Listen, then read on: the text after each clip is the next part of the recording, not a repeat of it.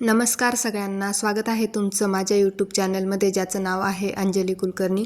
आज मी तुमच्याबरोबर माझं संध्याकाळचं म्हणजे 5 वाजेनंतर जे पण काही कामाचं रुटीन आहे ते मी तुमच्याबरोबर शेअर करणार आहे। तसं तर प्रत्येक स्त्रीच्या मागे संध्याकाळी कामाची गर्दी राहते। इकडे मला हा पसारा आवरायचा होता। आल्या आल्या शाळेतून मी आधी चहा घेतला आणि मग म्हटलं हा पसारा आवरून घ्यावा। हा पसारा आवरायला मला 1 ते 1.5 तास निघूनच जातो, कारण की ना आपल्याला जर एखादी गोष्ट वेळेवर पाहिजे असेल ना तर आपण काही गोष्टी ना जागेवर ठेवलेल्या कधी पण चांगल्या असतात।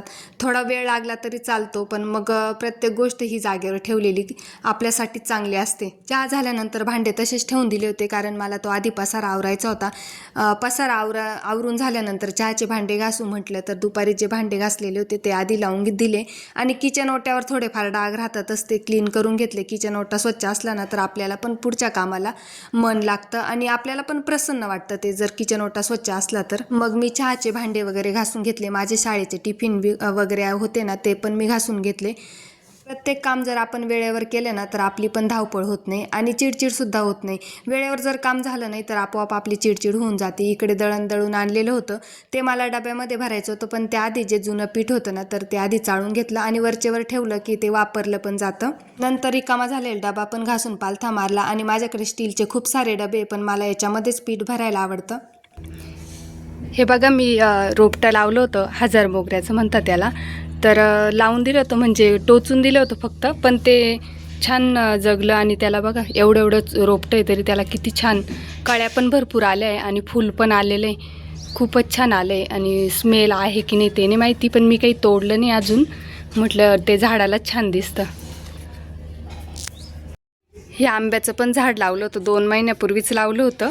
2 महिने पण नाही झाले, पण त्याला इतका मोहर आला आहे। आता कैऱ्या किती येतात काय माहिती, 1-2 आली तरी चांगलंच आहे, एखादी आली तरी आनंदच होईल। पण खूपच मोहर आला आहे, पण तो बहुतेक गळून पण जाईल, एवढा काही राहणार नाही, पण छानच एवढा मोठा मोहर आलेला आहे त्याला। सगळा स्वच्छ पसारा आवरून झाल्यावर बघा मी फरशीसुद्धा क्लीन करून घेतली आणि फरशी मी आहे ना कपड्याने पुसते, कारण मला मॉपने पुसायला आवडत नाही। तर बघा किती छान क्लीन घर दिसतंय।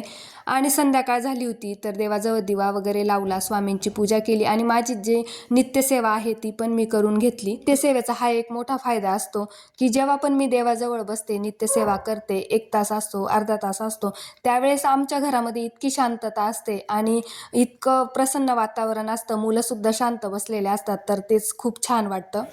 संध्याकाळची कामं तर सगळेच आवरले, आता मला स्वयंपाक करायचा आहे। तर स्वयंपाकामध्ये मला इडली, सांबार आणि चटणी करायची आहे। तर सांबारची पण रेसिपी मी तुम्हाला दाखवते। प्रत्येकाची पद्धत ही वेगवेगळी असते, तर माझी पण पद्धत मी तुमच्याबरोबर शेअर करते। तर चला स्वयंपाकाची तयारी करते मी आधी। सांबारसाठी मी तुरीची डाळ आणि मसुराची डाळ घेते, त्यासाठी मी कुकरमध्ये डाळी धुवून घेतल्या आणि जेव्हा कुकर लावते ना त्याच वेळेस मी ह्या भाज्या सर्व कुकरमध्ये टाकते आणि डाळीबरोबरच या शिजवून घेते, कारण की त्या जेव्हा तुरीच्या डाळीबरोबर मसुराच्या डाळीबरोबर शिजतात ना त्यावेळेस त्याचा जो भाज्यांचा फ्लेवर असतो ना तो वरणामध्ये छान उतरतो। इकडे कुकर पण चालू होता माझा आणि मला स्वयंपाक करताना चहाची तलप येतेच, तर चहासुद्धा मी माझ्यासाठी ठेवला होता। आणि असं काही केलं ना तर पसारा इतका होतो, तर 4 वेळेस गॅस पुसल्याशिवाय माझं काही समाधान होत नाही आणि मला स्वच्छतेत स्वयंपाक करायला आवडतो।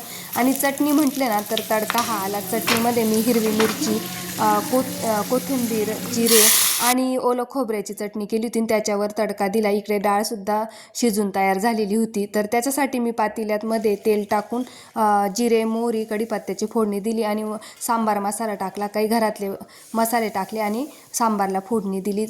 मसाले हे आपण आपल्या चवीनुसार घेत असतो, कोणाला तिखट लागतं तर कोणाला फिक्कं लागतं, तर आमच्याकडे तिखट लागतं त्याच्यामुळे मी मसाला भरपूर टाकला। इकडे माझं इडलीचं पीठ छान फर्मेंट झालेलं होतं, तर मी इडलीचा कुकर पण लावून दिला आणि एकीकडे सांबार उकळत होता, तर त्या उकळल्यानंतर मी त्याच्यात चवीनुसार गूळ आणि मीठ टाकलं आणि कोथिंबीर आपल्याला वरतून टाकायची असते, कारण जी आधी टाकली ना तर कोथिंबीर काळी पडते, त्याच्यामुळे सांबार उकळल्यानंतरच मी कोथिंबीर टाकत असते। आणि प्रत्येक वेळेस माझी इडली जी आहे ना तर ती खूप सॉफ्ट होते, बघा सॉफ्ट पण झाली आहे आणि कलर पण किती व्हाईट आलेला आहे आणि इतकी मऊ येते, खायला तर एकदम मस्तच लागते इडली माझ्या हातची।